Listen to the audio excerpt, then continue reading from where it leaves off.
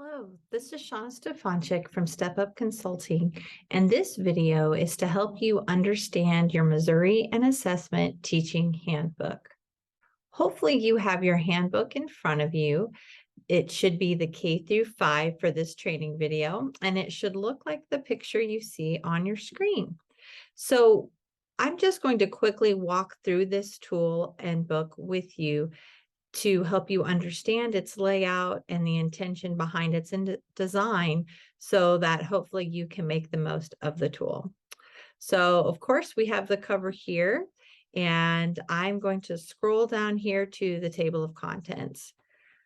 The table of contents, you will notice, has many different sections, and you'll notice these blue lines coming across. Each one of these blue lines indicates what Marzano would call a measurement topic. This would be a big topic that we want to measure learning with in kids. So basically what the company has done is we've looked at all of the priority standards and those big themes or topics throughout the priority standards that students would need to master. And we've tried to clump them together to come up with these measurement topics. So you can see with R1A here on the screen, comprehension and drawing conclusions. And so then underneath that, the first thing we're going to look at here in a moment, you'll notice that underneath every measurement topic, there is a vertical progression. And we'll look at those in a moment because this document helps you see how the standards build over time. So you'll notice in each one of these measurement topics, each one starts with a vertical progression. And then hopefully the color coding helps you, but each grade level that has a priority standard or recommended, it's either a priority standard identified by the state, or it is one that Step Up Consulting also recommends you consider teaching fully and assessing. There will be a Missouri assessment and teaching tool for it. If you ever look within here and don't see your grade level underneath that measurement topic, like let's look on the second one, comprehension summarizing, it stops at grade 3. That means two things. One, it could mean that in the grades that are not represented, that it was not chosen as a priority standard, or in this case of summarizing, that specific standard stops at 3rd grade and doesn't carry on. So just know there will not always be a mat or something underneath there for each grade level. It's really dependent on if that was chosen as a state priority standard. You'll also notice under vocabulary or reading independently, sometimes we will offer you a checklist because while it is a measurement topic that's created as a priority, it's not something that we could create a tool for. In independent reading, you'll notice we do still provide a vertical progression on each one of those, but rather than a mat, we'll provide some reading level benchmark suggestions for you. So this table of contents can be your best friend. We put it in order of how the standards go, R1A, R1B, etc., into R2A. Someone has asked before, did you put these in order of how they should be taught? And the answer is no. We put them in order of how they appear in the MLS to try to keep continuity with the grouping. But this table of contents will hopefully be very valuable to you when you're teaching specific priority standards to quickly find the code to find the skill that you need. So now let's go ahead and dive into I'm going to go over the introduction and the rest of the video here. Let's talk about how we always start with the vertical progression. So you'll notice at the top of your vertical progressions that you'll always see this box of vocabulary. Vocabulary is a big thing in English language arts, as sometimes our definition of the terms is different, and we definitely want to be aligned to the state and state item writers. There's a perfect example here on your screen with inferencing and conclusions. Very often I have seen these two vocabulary words taught the same way with the same definition. And according to this, an inference is an assumption based on available information, while a conclusion is an assumption developed as the next logical step for given information. So having and giving teachers time to look over these vocabulary words and understand the difference between them can really impact our teaching. And to save you time, we have taken these definitions right from the DESE glossary, or we've looked at other sources to give your building and your teachers a common vocabulary that very much aligns to the state definitions. As you go down, then you'll notice the vertical progression of standards, and you'll see this little key right here that talks about, as you look through these progressions, if it's bold, that means DESE recommended it as a priority standard. And if it's in italics, that's something that Step Up Consulting actually recommends. And if it's in italics, there will also be a corresponding MAT. So the goals for these vertical progressions is we looked at the measurement topic. So for instance, this one is drawing conclusions and supporting with textual evidence. And we clumped all of the standards related to that measurement topic, whether they be supporting or priority. And we wanted teachers to see how their standards connect and build over time. So for instance, you'll notice in kindergarten, predicting what might happen next, asking and responding to questions, and connecting informations of events to texts or experiences. In the grand scheme of drawing conclusions, those are prerequisite skills that kindergarten teachers are doing. At a glance, those might not stand out as being connected even to kindergarten teachers as prerequisite skills of drawing conclusions and supporting textual evidence. But as they look down, we can see how those certain skills build over time. And you'll notice how in later grades, all the bold you see.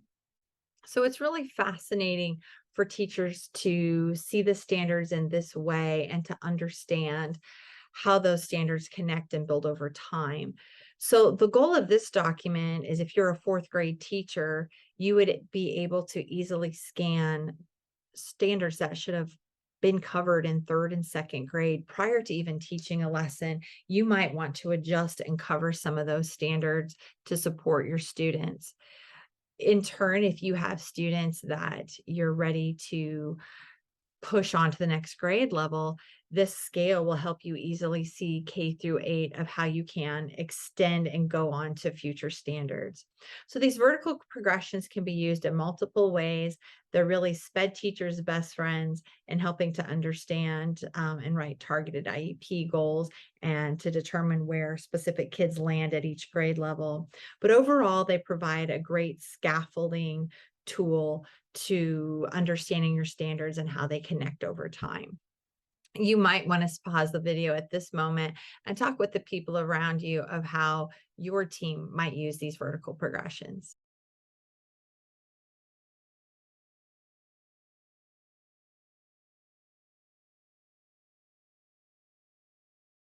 Now let's go ahead and dive into the format of the mats. So we'll start with this kindergarten scale right now.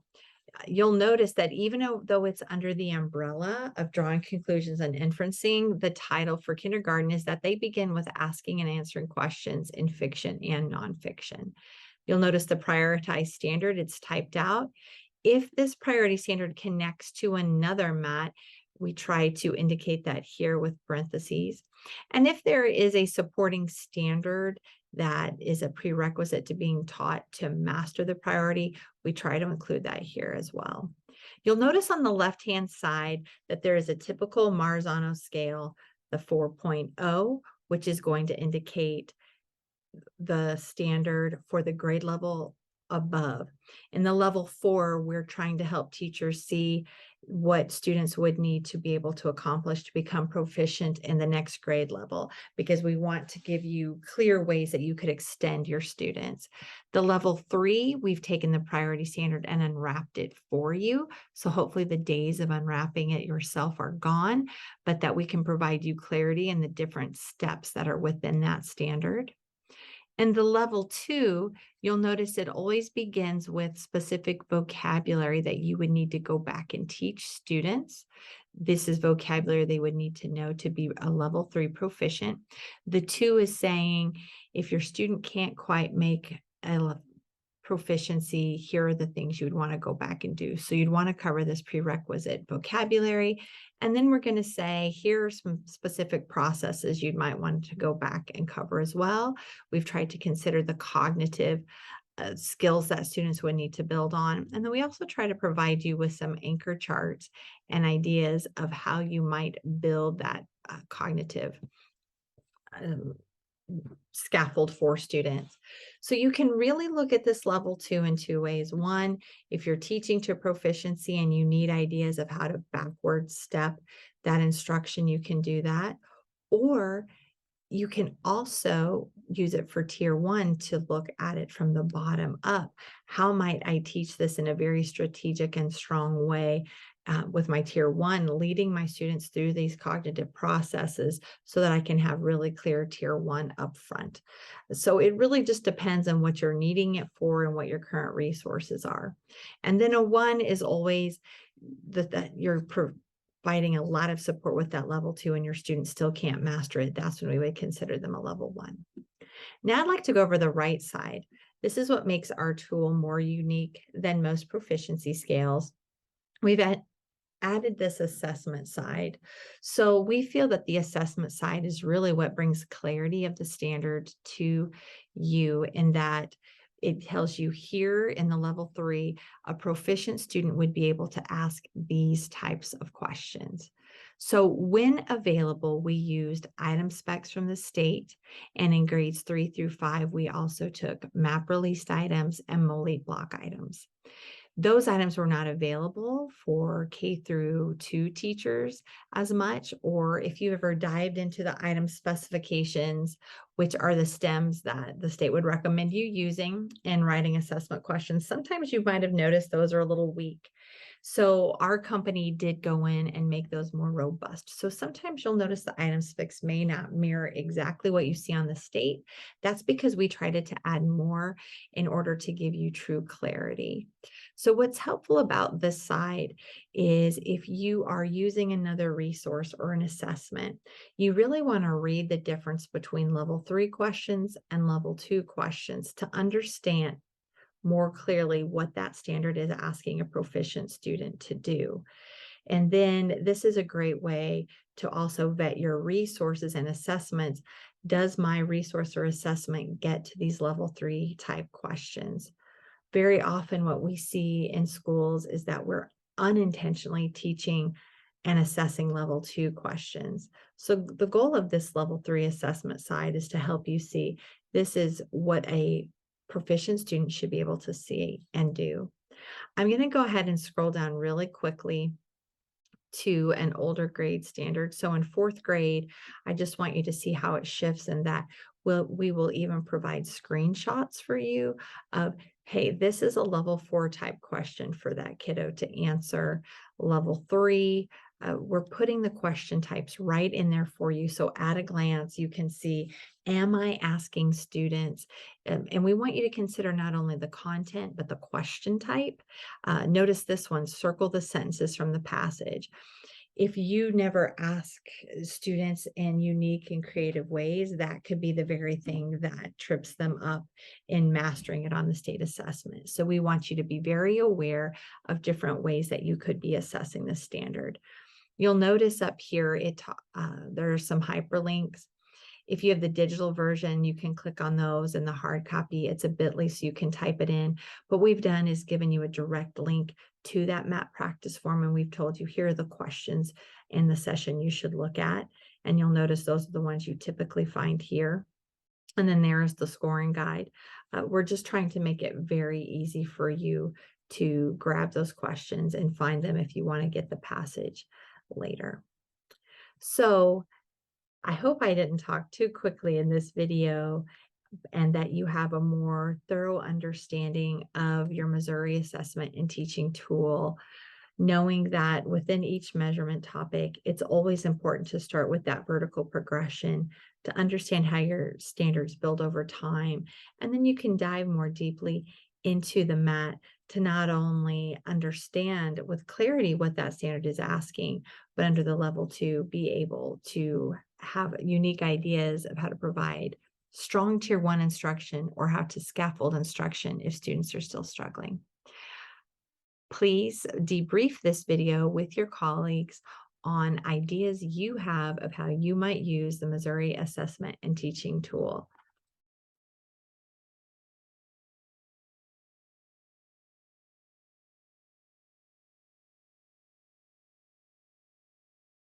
We wish you the best with this product.